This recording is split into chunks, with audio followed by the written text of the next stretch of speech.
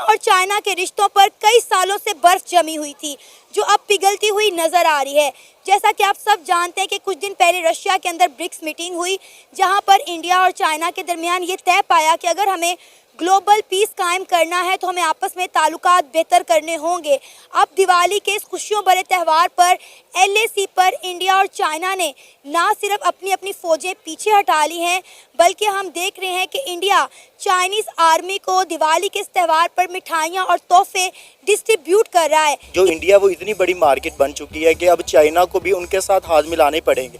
जो मर्जी हम कर ले, हम कहें कि हमारा जितना भी अच्छा चाइना दोस्त है वो हमें इतना सपोर्ट नहीं करेगा जितना वो इंडिया को सपोर्ट करेगा, क्योंकि हमें पता है कि अब जो एआई का जो दौर चल रहा है वो एआई जो सारा रिजोर्ट्स जो हैं वो ट्रांसफ़र हो रहा है इंडिया की तरफ। और उसके अलावा भी इतनी बड़ी वो मार्केट बन चुकी है, इंटरनेशनल ग्लोबल मार्केट बन चुकी है कि जहाँ पर पाकिस्तान को एग्जिस्ट करना बहुत मुश्किल है। मेरा नहीं ख्याल कि ये इंडिया या कोई हमारे जो दूसरे हमसाय ममालिक हैं वो ये चाहेंगे कि हमारे साथ उनके ताल्लुकात बेहतर हों, क्योंकि उनकी पॉलिसीज़ हमेशा मुसलमानों के अगेंस्ट और मुसलमानों को कुचलने की ही चलती रहती हैं। ये इस किस्म की वो नहीं है, लेकिन हमें कोशिश करनी चाहिए, हमें हाथ बढ़ाना चाहिए। सर, यानी कि आपको ये लगता है कि अगर आज चाइना और इंडिया के दरमियान दोस्ती की फ़िज़ा कायम हो रही है या दोनों ने हाथ मिला लिया है तो वो पाकिस्तान के मुखालिफ काम करेंगे? अब ये मैं उसको उसकी बदकिस्मती कहूँगा कि वो किसी बातचीत पे नहीं आ रहा। अपने फौजी भी उसने लगाए हुए हैं, हमारे भी फौजी उस पर लगे हुए हैं, नाहक कश्मीरी जो हैं वो जहाँ बहक हो रहे हैं। ये मामले का हल तो नहीं है, हल यही है कि हम बातचीत करें, क्योंकि अब जो है आपको पता है न्यूक्लियर वॉर का ज़माना है, उसके बाद भी एटम बम, हमारे पास भी न्यूक्लियर पावर है। अब जो आगे हल ये निकलेगा कि यार धमाके ही होने। यहाँ पर चाइना जो है और इंडिया अपने डिस्प्यूटेड एरियाज़ को साइड पर रख के वो न्यू रिलेशंस जो है वो कंटिन्यू कर सकते हैं, तो पाकिस्तान भी कर सकता है अगर पाकिस्तान की गवर्नमेंट और लेजिस्लेशंस और जो इनके इंस्टीट्यूट्स वाले हैं वो अगर चाहें तो कर सकते हैं, अदरवाइज़ तो कोई पॉसिबल नज़र नहीं आया। इंडिया और चाइना भी एक दूसरे के साथी तो नहीं है। इंडिया G7 ममालिक में से एक है और चाइना उसमें से नहीं है, और वो वजह सिर्फ एक ही है कि यूएसए चाइना को नहीं चाहता कि वो सुपर पावर बने। तो चाइना सिर्फ इस वजह से अपनी वो हदूद, और वो पाकिस्तान को भी स्टैंड बाय पे रखेगा, स्टैंड बाय पे रखेगा। अक्लमंद है ना, उधर भी खेलेगा इधर भी खेलेगा। नहीं, उसने खेलना नहीं है ना, उसने बिजनेस करना है। जो बिजनेस ही करना है ना, जो खेलने वाला होता है वो तो फिर पूरा अपना बेस्ट फुट फॉरवर्ड। जय हिंद साथियों, जब भी इंडिया में कोई पर्व आता है तो समझ लो कि चाइना में भी वो पर्व मनाया जाएगा, क्योंकि इंडिया में अगर दिवाली है, रक्षाबंधन है या होली है, कोई भी चीज़ है तो इस पर चाइना को बहुत ही ज़्यादा फायदा होता है, क्योंकि इंडिया में जो है बहुत सारी चीज़ें चाइना से मंगाई जाती हैं इन पर्व पर, और चाइना के लोग इस पर बहुत दबा के कमाते हैं। क्योंकि हमें हर सब ये सुनते हैं कि भारत एक बाजार है और जो चाइना है वो एक व्यापारी कंट्री है, वो दुनिया को हमेशा एक्सपोर्ट करने का काम ज़्यादा से ज़्यादा करती है, फ़ोन हो या कोई भी चीज़।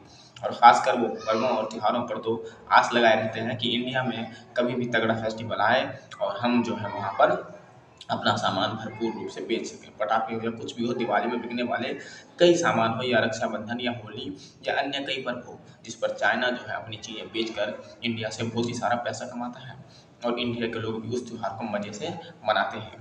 क्योंकि अब तो भले हम थोड़ा बहुत चीज़ें अपना भी बनाते हैं, लेकिन पहले तो ज़्यादातर यही होता था कि मार्केट में 90 में से 100 में से लगभग 70-60 चीज़ें जो थी वो चाइना की ही बनी हुई थी। अभी भी लगभग जो है कोई भी पर्व हो, लगभग उसमें से 50-20 सामान लगभग चाइना से बनकर ही इंडिया में आता है। और इसी कारण अभी ये हमने सुना ये खबर कि इंडिया और चाइना में थोड़ा बहुत मिल बढ़ा है जब से ब्रिक्स सम्मेलन के बाद। उसके बाद बॉर्डर पे जाहिर सी बात है, अगर बड़े नेता मिलाप कर लेते हैं तो बॉर्डर पे तो थोड़ा बहुत जो है सामान्य स्थिति बन ही जाती है। दिवाली पे मिठाई ये सब शेयर कर दिया, ये बात न्यूज़ आई है, हालांकि पक्की खबर नहीं है, और अगर है भी तो कोई बात नहीं भाई, अभी ठीक है, लेकिन इन चाइना वालों को कोई भरोसा नहीं है भाई। ये कभी भी मिठाई खा के कभी भी जहर उगल सकते हैं, क्योंकि ये इनका जो व्यवहार है भारत के प्रति कभी भी अच्छा माना नहीं गया। ये चुप तो बस इस कारण रहते हैं क्योंकि इनको जो है हमेशा इंडिया को अपना सामान बेचना पड़ता है, क्योंकि इंडिया में इतनी बड़ी आबादी है और ये उनको भी सामान बेचकर अपना फ़ायदा हमेशा देखते रहते हैं। ठीक है साथियों, हालांकि इस बात में पाकिस्तान को भी दिक्कत होगा कि अगर इंडिया चाइना समीप आ गया, हालांकि सिर्फ दिखावे के लिए, तब भी पाकिस्तान को इसमें दिक्कत तो होगा, क्योंकि दिखावा करने में भी साथियों खर्च आता है। जाहिर सी बात है, अगर आप भी कहीं दिखावा करते हैं तो उसमें भी आपको खर्च उठाना ये तो एक पड़ता है। पाकिस्तान के लिए भी एक पॉजिटिव वे तो नहीं कहेंगे हम लोग, लेकिन आपको भी पता है कि जहाँ पर ग्लोबल इश्यूज़ वहाँ पर क्रिएट थे आज से पहले चाइना और इंडिया में। लेकिन जो इंडिया वो इतनी बड़ी मार्केट बन चुकी है कि अब चाइना को भी उनके साथ हाथ मिलाने पड़ेंगे। जो मर्ज़ी हम कर लें, हम कहें कि हमारा जितना भी अच्छा चाइना दोस्त है वो हमें इतना सपोर्ट नहीं करेगा जितना वो इंडिया को सपोर्ट करेगा, क्योंकि हमें पता है कि अब जो AI का जो दौर चल रहा है वो AI जो सारा रिजोर्ट्स जो हैं वो ट्रांसफ़र हो रहा है इंडिया की तरफ।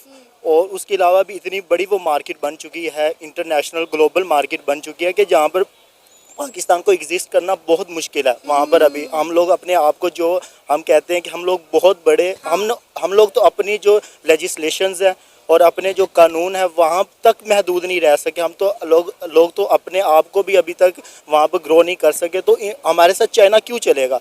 आप ये बताएं, हमारे साथ चाइना क्यों चलना